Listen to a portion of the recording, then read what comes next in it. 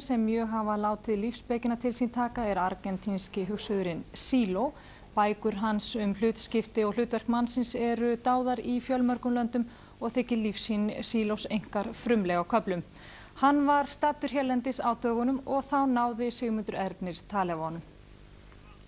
Hann heitir fullu nafni Mario Luis Rodríguez Cobos og stendur nú á 50. Hann hefur alla tíð lifað fremur fábrotnu lífi með konu sinni og 2 börnum í litlu þorpi í útjaðri Mendoza í Argentínu, þar sem hann fæddist og ólst upp. Lengst af hefur hann starfað sem bóndi, en síðustu árin hefur hann einkum notað til fyrirlestra og ferðalaga til að kynna eigin heimsýn. Ritverk Silos eru kunn mjög víða í heiminum, en hvergi vinsælli og dáðari en í spænskumælandi löndum, þar sem bækur hans, sem nálgast tuginn, hafa alla jafnan selst upp á fáum dögum. En hvers konar bækur eru þetta? Yo agradezco a ustedes que me hayan permitido este contacto con el público de Islandia. En cuanto a la pregunta, yo definiría mis obras como algunas del género de la prosa poética y otras muy estrictamente filosóficas. Silo segir að bækur sínar taki mjög mið af því umhverfi sem hann lifir í og þegar hann semji komi fleira til en hans eigin þankar. Normalmente ando con pequeñas libretitas encima, equipado como para tomar nota de todo lo que voy viendo, es decir, saco apuntes de lo que va ocurriendo y me dirijo siempre a las personas, es decir, me importan mucho las opiniones de las personas para irlas llevando en mis apuntes. Posteriormente eso lo refundo y saco como varias líneas, como varias posibilidades de escritos. Me quedo después con uno de ellos y el resto lo tiro. Y ese es el que voy perfeccionando. Ritverkum Silos hefur verið líkt við þau verk sem Lao Tse lét eftir sig, svo sem bókinu Veginn. Í þessum verkum felist leiðsögn. Í skrifum sínum leggur Silo til dæmis mjög mikla áherslu á að ofbeldi sé undirrót allra vandamála, en ég spyr hann hvort það sé ekki fullmikil einföldun. En efecto, parece una simplificación excesiva, pero esto es porque se piensa que existe solo una forma de violencia, es decir, la violencia física. Sin embargo, nuestro punto de vista sobre eso es bastante más amplio. Nosotros decimos que existe una violencia económica, racial, religiosa, psicológica entre las personas, y entonces, claro, viéndolo así, no se reduce solo a que las personas se den de palos o se maten a tiros. En ese caso, no es tanta la reducción, sino que lo podemos ver en nuestra vida diaria. Nuestra vida personal está muy llena de violencia y muy llena de presión. Silo gengur svo langt að segja að allt sem mennirnir taki sig fyrir hendur sé gert undir merkjum ofbeldis og rökstyður þá alhæfingu sína. En general, todas las formas legales y el Estado mismo ha sido montado en base a la lucha de intereses. A veces estos intereses se desequilibran y quienes logran el monopolio, el dominio de las instituciones, imponen su punto de vista a toda costa, sin respetar lo que, por ejemplo, piensan o sienten las minorías. Este es un hecho que observamos todos los días. Ahora, supongamos un caso muy inmediato que tenemos. Hay una unificación europea en marcha. Tal vez Islandia y otros países escandinavos entren en esa comunidad europea. Si eso ocurre, me imagino que será con el respeto de todos los pueblos que forman esa comunidad. Y no se tratará de pasar de un Estado o de los Estados nacionales a un superestado.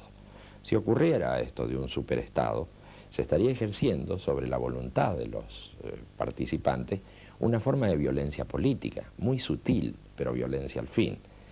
De manera que cuanta más conciencia tengan los pueblos de cómo se manejan las instituciones, en qué dirección van sus países, cómo funcionan las relaciones económicas, yo creo que se gana mucho.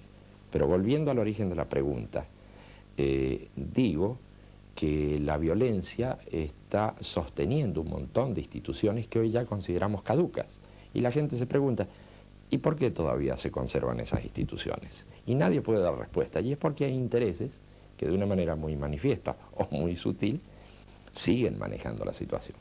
Í nýlegri bók eftir Silo, sem nú komin út í íslenskri þýðingu og ber nafnið Að gera jörðina mennska, leitast Silo meðal annars við að skilgreina þarfir mannsins. Á einum stað talar hann hófleysi manna, Þeir ráði oft á tíðum ekki við eigið ímyndunarafl, kynhvöt og forvitni. En ber mönnum að halda aftur af sér í þessum efnum? Bueno, todos cometemos nuestros excesos. Incluso esos excesos están muy bien, me parece. ¿Cómo no comer un poco más de la cuenta cuando celebramos un buen acontecimiento? ¿Cómo no reírnos fuertemente cuando nos encontramos con amigos? Yo creo que esos excesos en realidad son gratificaciones de la vida y me parece bien. Tampoco creo que se trate de reprimir. En realidad lo que sucede es que a veces nos sentimos muy angustiados y a fuerza de angustia, como no podemos solucionar nuestros problemas y tenemos todas esas tensiones tan poderosas, pues tenemos que llenarnos la panza de comida, o tenemos que llenarnos el cerebro de alcohol, o tenemos que hacer cosas semejantes. De manera que frente a esto yo no lo plantearía como una represión, yo lo plantearía como un equilibrio emocional, porque es ahí, es en las angustias y es en el estrés que registramos, donde está el origen de, luego, todos los excesos que nos ocurren en la vida cotidiana. Einn kafli bókarinnar að gera jörðina mennska fjallar þau viðhorf mannsins til raunveruleikans sem Silo segir vera mótuð af náttúrulegum, sögulegum og félagslegum heimi.